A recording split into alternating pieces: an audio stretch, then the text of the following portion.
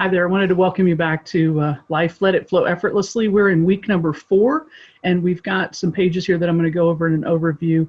We're going to be going into the section Create Real Value. So if you're in the electronic version, it's easy to find it by that divider page. If you're in the regular book, it's pages 63 through 85. In this section, I've done some videos where I've actually broken it down into each individual part and gone more into it to reflect the text. But what I wanted to do right now for you is just be able to bring this up to current, so let you see what I'm seeing in the world and kind of going through this whole value thing. I love that we've got the acronym LIFE, Let It Flow Effortlessly, to build upon. A lot of times people have trouble even saying effortlessly, and it's for good reason. We're taught to work hard. Excuse me. We're taught to work hard. We're taught to, stay on our own path. Stay in our own lane, do our own work, and that kind of a thing. And I think that one of the things we need to understand is just because we're taught this in a way of education and in going for an individual job, think about employment is where you get the opportunity to invest your value, your time for money. But that's employment. If you look up the root of that word, it's enslavement. And so when you look at it from a standpoint of just looking at if we were to switch that around and say, let's raise up people's talents and gifts. Like the military trains people to be able to be specialists in certain kinds of things, and they deploy them to areas to use their specialty. It's a whole different word, deployment and employment. And I'm not against the workforce. I love work. I love working, and I love creating value with people, whether I'm working in a job or whether I'm supporting a nonprofit or whether I'm building a business or helping a team or a leader. I love business. I love work. And that's another thing we have to watch for, is that I have a tendency to be a workaholic and an overworker. So when you think about life, let's look at the word effortlessly. Let's bring that to not only our life, but to our business or our job. And as we do that, what's going to happen is you're going to start to see that you're going to be centralized in attracting things. You'll be navigating through things with ease. Things will just kind of sequence themselves. You can take a page from any professional athlete that has to perform, or artist or something like that, someone who has a known destination of a performance. They run it over in their mind. They practice every aspect of it. They know what the area smells like. They know what the lights feel like on them. They know what the crowd feels like or looks like or senses, all of that energy when they walk into their performance arena. And they know how to stand, they know how to perform their particular task, whether it be sports or gymnastics or art or music or whatever it may be, or a speech, a TED Talk, whatever. They're envisioning stepping out there and standing on that mark and being able to have their backbone strong and take a big deep breath, and they're able to take it all in. And they're doing all of this in their subconscious mind, running it over and over and over again. Practicing the performance for one day where they're going to have, a minute or two or whatever it is, and sometimes you think about that when you watch people perform in these kinds of events. They've prepared their entire life since they were just a wee little person, and they've grown into it over time. It's been their dream. It's been their reality. It's been their imagination. They've imagined it to be real. They've performed it perfectly, and they're ready to go. And it's sad when you see them not be able to measure up to that. A lot of times there's so much going on in here that the battle is won and lost inside of your head. So I want you to really be thinking about where you can expect, and like a kid expecting to open a present on their birthday or on a Christmas morning or something like that. Be expecting to be able to find effortlessness in your life and in your business and work. And what we can do when we have this happening that way, now we can step into it more. We can know that we're helping to create that. We're co-creating our existence. We're speaking our life into existence. We're feeling our life into existence, because feelings are just energy that's in motion. So emotion, energy in motion. So as you're doing this, how you're feeling it all, how you're sensing it all, your subconscious mind back here, it has no filters. It takes in everything for what it is. And when we were little, up to 8 years old, we took in everything, no matter what was said to us. So, if things were said in a constructive criticism or a derogatory way, we took that in and we said, that is me. And some people had some terrible things said or some terrible things done to them. And so it's nothing, you know, to worry about that. We can reprogram and understand it. So we can come back as this adult, this age, and we can go back and look at that particular instance and know that whatever we took as hurtful or negative to ourselves wasn't meant to be taken that way. Or we could deflect it and say, I'm not going to receive it that way. So with an adult conscious mind, I can lay that back on my subconscious programming to be able to be aware of it first, because awareness is the first key, and then to be able to start reframing that. So think about this dividing line right here. What's beautiful about this right here is that in this present moment right here, as we're talking, you're enough. You've always been enough. You were created to be enough. You're born priceless and brilliant and powerful. And that's it. In this present moment, that is what is true. And if you're watching this, there's no threat to you at the moment because you're sitting here watching this on some computer or some phone somewhere. So be with me in this present moment. It's hard to be in the present moment. So much of our world wants to have us worry about what's coming next, or what just happened, or what was on Facebook a minute ago, or what was on the news 3 hours ago, right? Or what's looming ahead, the Chicken Little sky is falling story that's going to come any minute now. So stay with me and stay present, because you are enough. And the one thing that I love to do when I'm working with leaders and teams and people, businesses, sales teams, whatever, organizations, nonprofits, people that gather together, we need to perform in a collaborative way. We need to build strong community, whether it be outside of our organizations, outside of our homes, or whether it's internally inside of our structure of our business or our family, however you want to build community. So we can apply these principles to everything, because guess what? You're the common denominator. You're in every one of these places, right? And so when that happens, we actually need to be able to reframe things. So staying in this present moment, I like to call it a blank sheet of paper. This is a blank sheet of paper moment here, right? Whatever I bring from the past, I've already heavily weighted it down, and I've made it to be now not as powerful. Whatever I'm looking at in the future, I'm worried I bring that and I put that on my blank sheet of paper for the present moment, and I lose the gift, that present, that gift of now. I can't really create anything in the future, and I can't really create anything in the past. It's already happened. I can certainly reframe the story. I can write it to my own power, and we can take away negativity from it. That's a possibility. But in the future, I can't predict what's going to happen right now, or right now, or right now. So if you'll stay in the present moment, my words matter. My feelings matter. So if you can receive this, receive that you're enough. Receive that you're brilliant, bright, priceless, and capable of anything, right? That's the power that we can bring back to you. And another thing we can do is we can work on how you're wired. Like basically, Harv Eker said, how you do anything is how you do everything. So how I do anything is how I do everything. So how I clean my room, or how I take out the trash, or how I compliment my family, or how I go and try to get a raise at work, or how I let someone in front of me, or how I pick up trash at Starbucks, or how I smile and give eye contact to people as I see them on the street, or how I drive a Jeep, or how I Jeep wave to somebody. How I do anything is how I do everything. So pay attention today to being present. Think about effortlessness in your life, and think about having life flowing effortlessly and having business and job flowing effortlessly, right? And then be able to see how you're doing anything. Pay attention, like do it, and then be the observer of it. Is that what you want to create more of? If not, then own it. If there's any problem going on in my life or my business at all, I own it. I created it.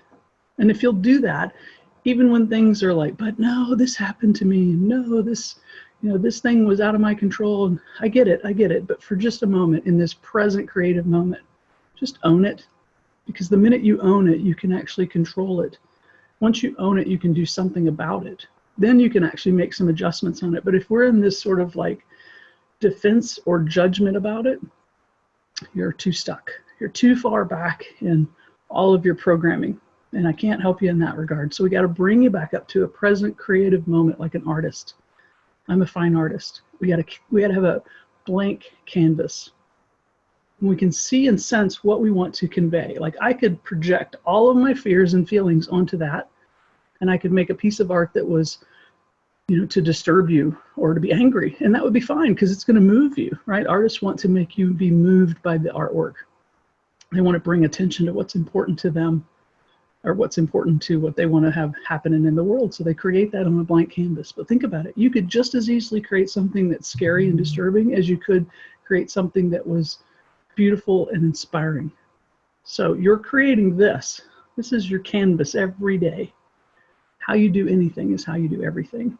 And so that's a really good foundation for that. But I wanted to make sure that the truth of it is, right now, the secret to you and to your success is you are enough.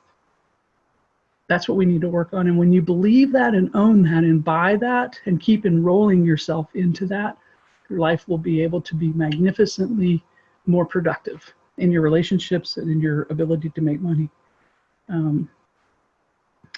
I kind of shared already, but remember, it was important for me to stay in motion.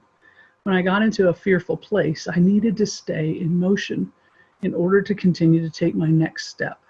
So if you're paralyzed and you're stuck and you're sitting still in your life or your progress, we might just need to do some things to get you in motion. Some suggestions could be to be able to do some assessments. I like to share with people to do the 5 love languages because that's how we give and receive appreciation. I like to share for them to do 16 personalities because that's the basis of Myers-Briggs. You can certainly go deeper into that work, but if you at least understand the mechanism of your personality, you can start to reveal what's good about you. What do you like about that, right? You can look at things you can build on. And the mainstay and the continuing work that I'm doing is to be able to really deep dive into your Gallup strengths, the Strengths Finder. It's a 34 assessment of all of your strengths in the order for you. And each person is unique, just like this thumbprint that's on the front of the book, the swirl pattern or your thumbprint. Just as you are that unique, and never has there ever been anyone that had that thumbprint or ever will, same is true for your strengths. No one is prioritized the way you are in such a way that you're going to bring something to the table. So that's a way to get in motion, is to think about these things and to have a conversation with myself. I'm a mentor. I do this with people all the time. People that are working close with me in my other businesses, I don't even charge them anything for it. They have access to me for this mentorship. And it's basically a value of working closely with me because we're building a collaborative community. We're actually letting people be who they've been created to be. We're letting them to be able to fill up and to realize that outside into their teams and into their community. Because as you're getting that divine inspiration of who you're created to be, and you're filling up like a cup, and it fills up on all sides and it spills down and out over the table, then that whole community, your first ring of network, your second ring of who they know network, your third ring of network, and all of these networks are what's going to open doors to new contacts and new invitations and new introductions, right? People will want to know why you're doing this and what you're doing to help people around the world, why it is that you're changing the way the whole planet works everywhere. So by one action in my business, I'm putting a ripple effect around the whole entire globe, and we're actually impacting people from, the farthest countries away where they farm raw material to what our nonprofit and humanitarian philanthropic dollars go out to actually help women and children all over the country, all over the world. So one little thing happens and this whole ripple happens. You have that impact. You have that ability. You don't have to be a millionaire, billionaire, zillionaire to be able to do some impact right now. And that's what I'm looking for, is people that have hearts that are ready to fill up and over and spill over on the people nearby them. Might just be your kids. Helping them into this next generation is tough work. It's a really interesting world right now for those that are coming out of college and coming out of high school.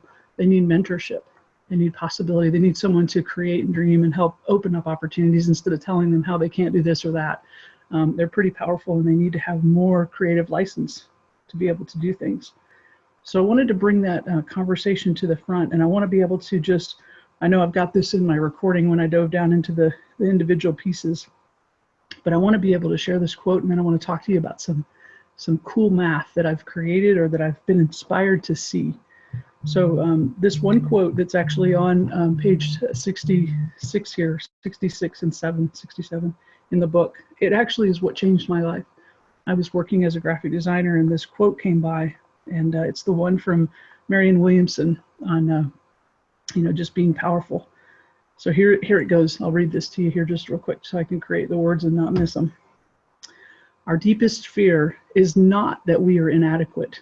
Our deepest fear is that we are powerful beyond measure. It is our light, not our darkness, that most frightens us. We ask ourselves, who am I to be brilliant, gorgeous, talented, and fabulous? Actually, who are you not to be? You are a child of God. Your playing small does not serve the world. There is nothing enlightened about shrinking so that other people won't feel insecure around you. We are all meant to shine as children do. We were born to make manifest the glory of God that is within us.